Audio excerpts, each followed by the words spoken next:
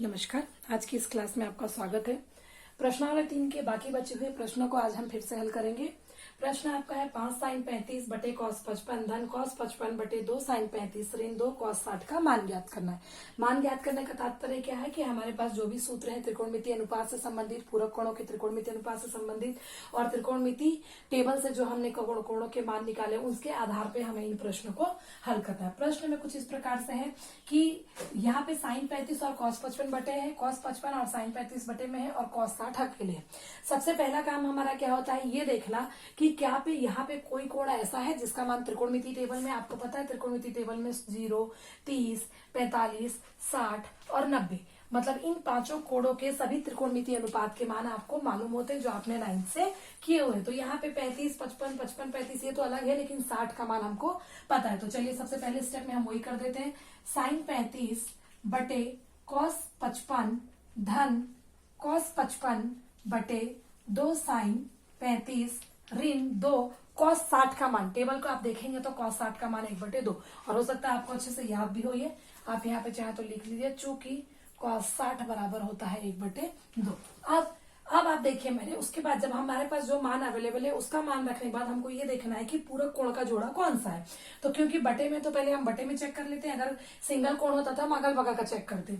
बटे में तो 35 और 55 को अगर आप ध्यान से देखेंगे तो 35 और 55 को जोड़ने पे आपके पास 90 आता है। मैंने पिछली क्लास में भी आपको बोला है प्रश्नों को डिजाइन इस प्रकार से किया जाता है कि पूरक कोण के जोड़े वहां पे अवेलेबल हो। 55 और 35 को जोड़ोगे तो भी 90। तो इसका मतलब या तो हम इसको हल करेंगे या तो इसको, किसी एक को हल करेंगे, इसको छोड़ेंगे। उसी तरह इसमें तो चलिए पहले मैं ऊपर वाले को हल कर लेती हूँ। साइन 90 में से क्या घटाऊं कि 35 आए, तो जाहिर सी बात है पूरक कोण का जोड़ा ये है तो 55 घटाने पे आएगा। 90 में से 55 आप घटा के देख लीजिए, 90 ऋण 55 करके देखिए, 10 में से 5 गया 5 बाकी, 8 में से 5 गया 3 बाकी, 35 आता है। बटे का हम इसको टच नहीं करेंगे, जो जैसा है वैसा ही उतारेंगे। 55 धन यहाँ पे भी हम एक को कर लेते हैं 90 ऋण 90 में से क्या घटाओ कि 55, नीचे पूरक कोण का जोड़ा क्या है 35, तो 90 में से 35 को घटा के देखिए 55 आएगा। साइन 35 आपका एज इट इज है। 2 और 2 आपस में कैंसिल हो गए, गुणा में और बटे में है, तो ये खाली यहाँ पे बचा ऋण 1।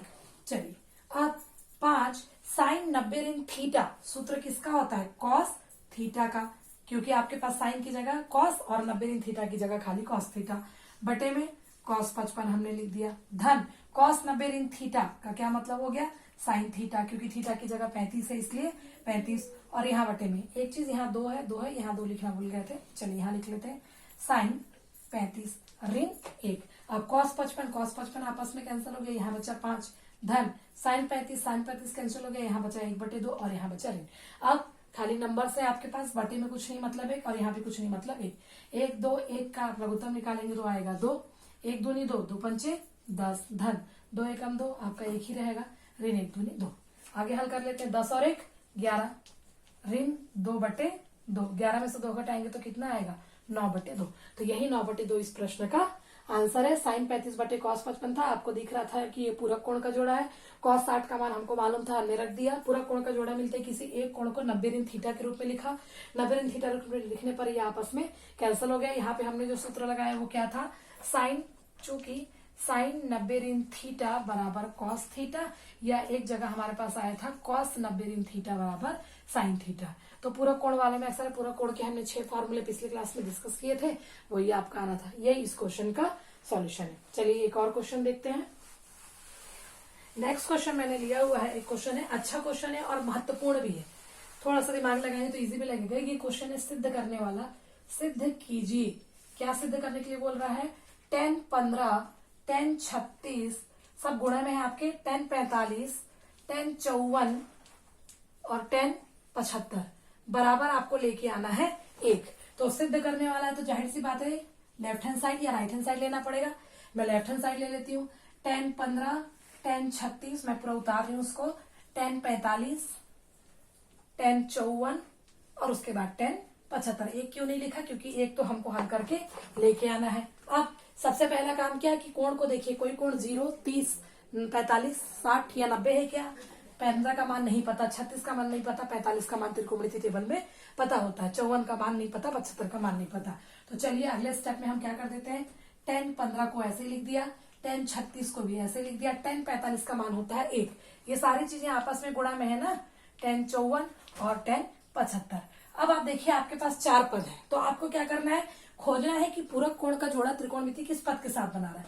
ये 15 है, 10 15, 15 में अगर 36 को जोड़ू तो 90 नहीं आता, 15 में अगर 54 को जोड़ू तो भी 90 नहीं आता, लेकिन 15 में अगर 75 को जोड़ू तो 90 आता है। तो मतलब हम क्या करेंगे, इन दोनों को आज साथ में लिख लेते हैं। गुणा में है, आगे पीछे आराम से कर सकते हैं। ये 75 आ गया। अब बचा 10 36 और 10 36, 36 में 54 को जोड़ने पे 90 आता है। तो इसका मतलब ये दोनों क्या है, पूरक कोण के जोड़े हैं, ये दोनों क्या है, पूरक कोण, त्रिकोणमितीय पूरक कोण के जोड़े बनाते हैं। तब फिर वही, जब आपको जोड़े मिल गए तो किसी एक को तोड़ना है, दूसरे को नहीं तोड़ना है। तो मैं इसको ऐसा लिख सकती हूँ 90 ऋण के रूप में। तो 90 में से क्या घटाओ कि 15 है, जोड़ा 75 का था, तो 90 में से आप 75 घटा के देखिए 15 आएगा। तो 10 15 को लिखा जा सकता है 10 90 ऋण 75। 10 75 को एज इट इज उतार लेते हैं। फिर 10 36, 10 36 को क्या लिख सकती हूँ, 90 ऋण 54। 90 में से 54 को घटा के देखिए 36 आता है। 10 54 आपका इसी प्रकार उतर गया। अगले लाइन में 10 90 ऋण थीटा क्या होता है, कॉट थीटा। तो ये कॉट थीटा की जगह 75। फिर आपका 10 75। इसी प्रकार यहाँ 10 90 ऋण थीटा क्या होता है, कॉट थीटा, थीटा की जगह 54 है। उसके बाद 10 54। अब अगर आप ध्यान से देख रहे हो तो कॉट 10 कॉट 10, कॉट क्या है, 10 का व्युत्क्रम। तो अगली स्थिति में चाहे तो हम कॉट को लिख सकते हैं 1/10 75। इस 10 ऊपर वाले को हमने ऐसे ही रहने दिया। फिर इस कॉट को मैं क्या लिख सकती हूँ, 1/10 54। और ये आपका 10 54 इस प्रकार है, क्योंकि आपका गुणा में है और ये बटे में आ गए। तो 10 75 कैंसिल, 10 54 कैंसिल। तो क्या आ गया, 1 into 1। और यही हमको क्या करना था, लेके आना था। तो ये आपका राइट हैंड साइड आ गया। यही आपका प्रूफ करना था। पद आपके गुणा में दिए गए थे, सिद्ध करके एक लेके आना था।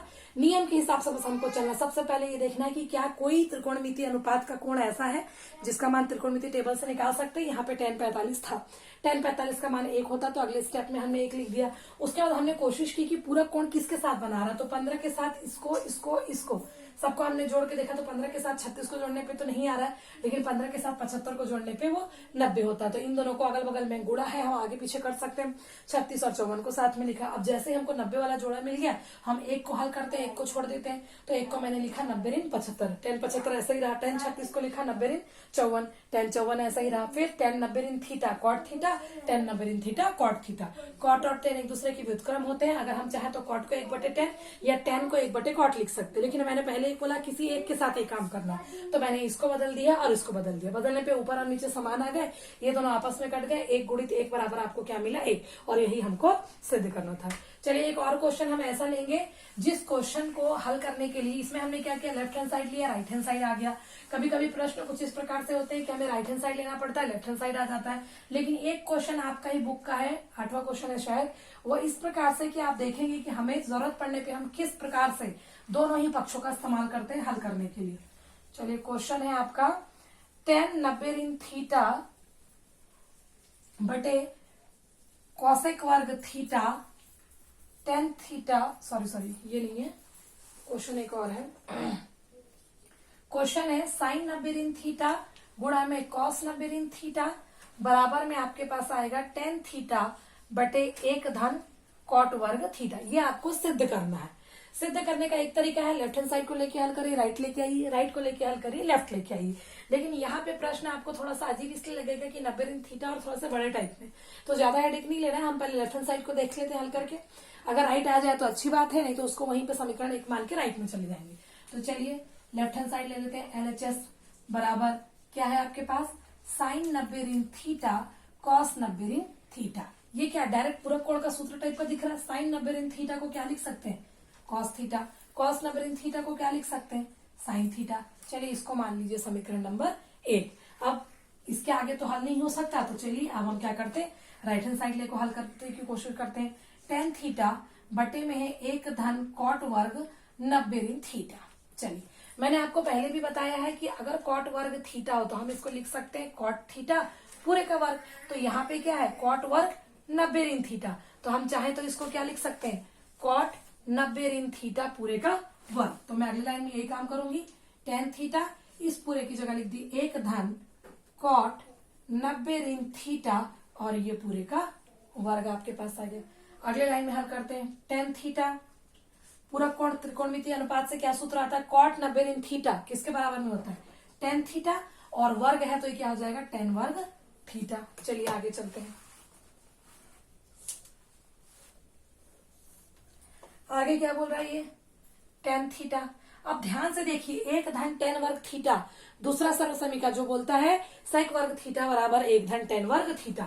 तो हम क्या कर सकते हैं यहाँ पे सेक वर्ग थीटा। अब इसके आगे क्या किया जाए, तो यहाँ पे हमारा साइन और कॉस में आया है पद, तो हम प्रयास करेंगे कि इसको भी साइन और कॉस में करने का। तो हो सकता है कि ये वाला पद हमको मिल जाए।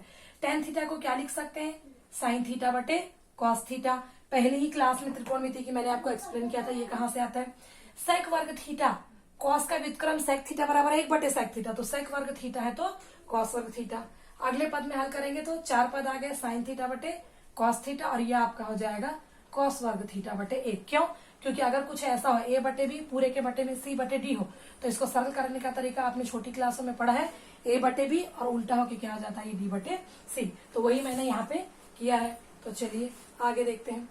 कॉस थीटा ये अकेला और ये वर्ग को कैंसिल कर देगा, क्या बचा साइन थीटा और कॉस थीटा, या मैं इसको लिख सकती हूँ कॉस थीटा गुणित साइन थीटा। आप ध्यान से देखिए, समीकरण एक में हमारा यही आया कॉस थीटा साइन थीटा, और समीकरण दो में क्या है कॉस थीटा साइन थीटा। समीकरण एक लेफ्ट हैंड साइड को हल करने से आया है, समीकरण दो राइट हैंड साइड को हल किया, इसीलिए समीकरण एक व दो से डायरेक्ट हम लिख सकते हैं left hand side equals to right hand side. यही हमको क्या करना था, सिद्ध करना था। तो होप तो समझ में आ गया होगा। ये कुछ ऐसा प्रश्न था जो डायरेक्ट लेफ्ट से राइट नहीं आ पा रहे थे या राइट से लेफ्ट नहीं आ पा रहे थे, तो हमने क्या किया, जहां तक सॉल्व हुआ हमने उसको समीकरण एक माना, फिर हमने राइट को पकड़ा, राइट का जहां तक सॉल्व हुआ उसको हमने समीकरण दो माना, और जब हमने ध्यान से देखा तो दोनों क्या थे, एक ही थे, जिसको हम समीकरण एक और दो से लिख सकते हैं left hand side equals to right hand side equal. प्रश्नावली 3 में बहुत सारे प्रश्न हैं, आप उनको हल करके देखिए। जिस प्रश्न में प्रॉब्लम होता है आप कमेंट में चाहे तो क्वेश्चन नंबर मेंशन कर दीजिए, या पर्टिकुलर मेरे को अपने व्हाट्सएप, अगर आप मेरे व्हाट्सएप ग्रुप में जुड़े हुए हैं मैथ्स की, तो आप उसमें अपने क्वेश्चन को सेंड कर सकते हैं। Thank you.